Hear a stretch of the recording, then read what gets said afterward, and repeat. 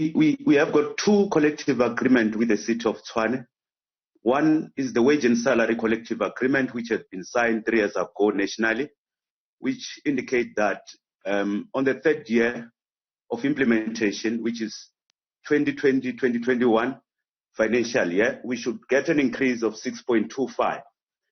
The other collective agreement is the agreement that we have signed on the 18th of November 2019, which is a benchmarking collective agreement which was signed in the division. So the City of Tshwane has partially implemented the benchmarking since January this year. In January they've paid workers from July 2019 to December 2020, and they've also moved workers, or they're using two schemes of salaries, which is the partisan and the task. So in July, they were supposed to implement 6.25 on the new salary scheme that we have agreed upon, which is the task grading.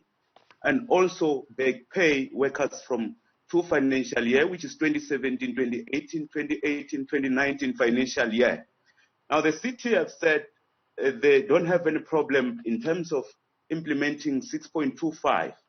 They say so this on the 6th of March 2020, after we received a directive from the National Bargaining Council. Subsequent to that particular commitment, we had a local labor forum whereby the city has noted the directive from SLGBC nationally and also said they will implement. On the 14th of July, they have also indicated that they've got an amount of 300 million to implement the benchmarking. On the 17th of July this year, they've implemented 6.25 to the salaries. It could be seen on the payslip of workers. However, on the 20th, which was on Monday, they withdraw the 6.25 salary increase. Mm-hmm. That is what has sparked the fury. And insofar as the benchmarking is concerned, they are saying nothing about it as if it does not exist. But it is also important to foundation this discussion on this thing, that when they arrive in the city in March, they've indicated that they are going to honor all collective bargaining agreements. Nkhetheni, I want to come in there and just ask you this, because we actually spoke to SAMWU just last week, just in the wake of the protest action that erupted at Tshwane House. And what SAMWU was saying was that they need workers to have a long view, that the city doesn't have the budget at the moment, but what they are trying to do is prevent anyone losing their jobs. And the price to pay for that would have been the lack of increase, which the court has now ordered must go ahead, and of course those benchmarking agreements as well. What's your response to that? No. Surely it's either the administrator, they're not sure on how the city's revenue collection works.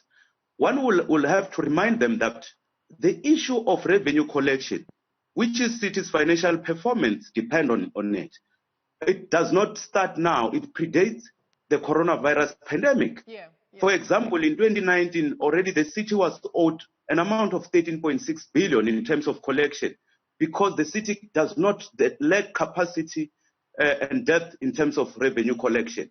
So far, there's nothing much that you're saying that COVID-19 cannot be blamed for the city's budgetary constraints? No. Surely, the issue here is the system itself, that the city has been struggling with the revenue collection for a longest time. And there are different permutations why the city is struggling in terms of revenue collection. As the union, we know for sure that the city had 300 million.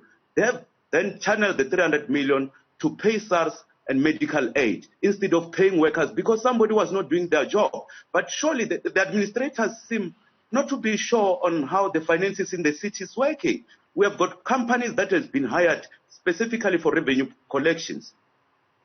So, Nkhetheni, what is the next step here from SAMWU? You've approached the court regarding the 6.5% salary increases. The city's now agreed to that, but nothing else. Are you going to continue with this fight until you get those benchmarking agreements as well?